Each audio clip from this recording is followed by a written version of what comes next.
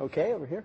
Hey, Larry. First of all, I want to let you know that your Larry Davidisms just follow us. When I'm late, I tell my wife there was a stop and chat, and it's just normal that I just say that. So thank you for that kind of thing.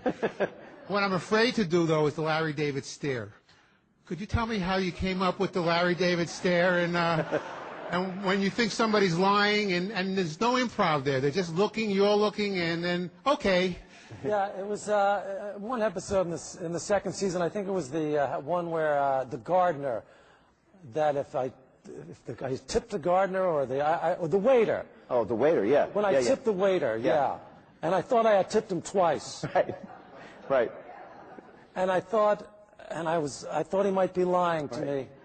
So you gave him the once over, and all of a sudden it kind of got. Yeah.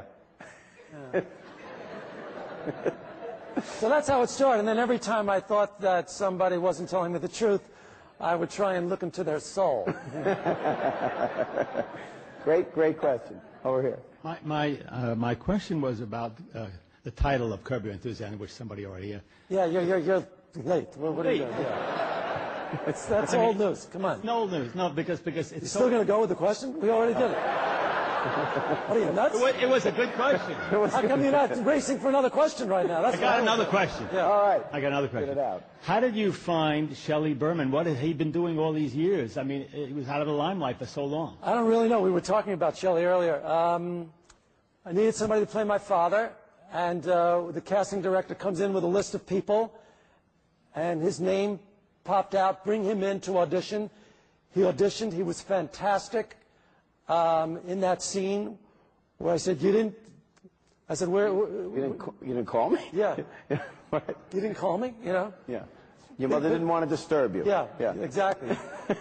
So we did that scene. He was great. And then he left, and I said, well, this is it. And I walked outside. I said, you got the part.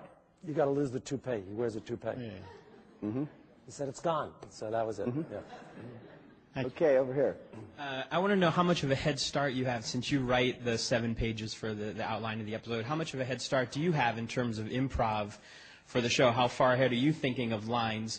And particularly, one of my favorite all-time lines is when you tell Hugh to get Uncle Milty out of the theater because he's making noise. I think that's one of the funniest lines ever on the show.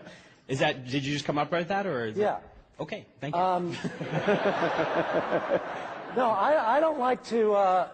Before I do a scene, I don't like to think about. I like to just go in, because otherwise, Richard Lewis, I would never give the script to. Yeah, because and he hates that, doesn't he? He hates it because I caught him cheating. Oh.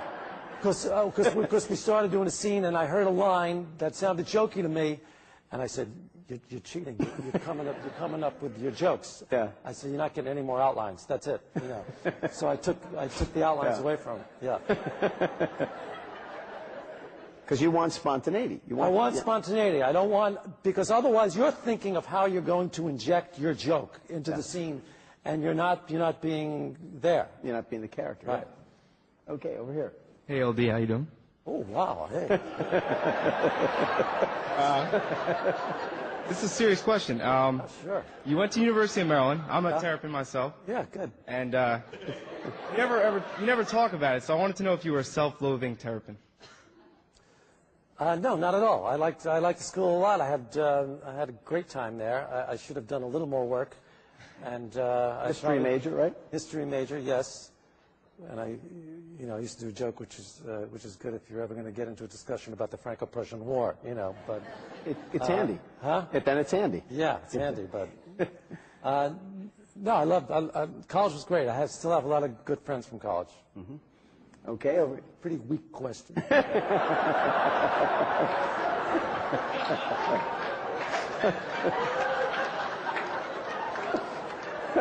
Yeah. See, I hope you have a better one. Sorry. See. I'm going to feel guilty all night now.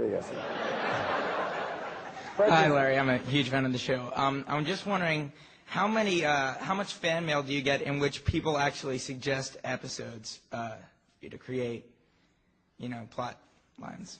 Oh, for this show? Yeah, for Curb. As I was coming out of the hotel tonight, somebody stopped me on the street with a piece of paper. Here, take my story. Yeah. I said, I can't. You know. No, all the time, all the time. But you know, I don't want anybody to send me anything, because I could have the same idea, and then if I use it, then they're going to think I stole their idea. And, you know, I don't need that. Right. Yeah, it's not worth it. Okay, I think we got time for one more. Hi, Larry. My favorite curb is the baptism show and the Jews and Gentiles. It seems like that's a common theme. Do you ever feel or get worried about stepping over the line? No.